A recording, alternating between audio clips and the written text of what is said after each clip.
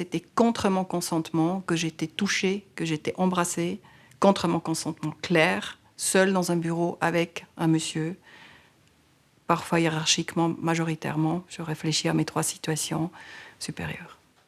Et encore, dans ma position de chef de service, je ne suis pas à l'abri de juste être une femme qu'on peut humilier.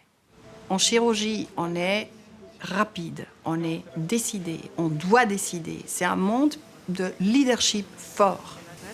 Et le monde de leadership fort, parce que ça vient avec la discipline. Je ne peux pas regarder un saignement et me poser la question ce que je ferais peut-être avec ces gouttes de sang qui coulent. Je dois décider, ça doit avancer, je dois dire ce que tu dois faire, c'est tac, tac, tac.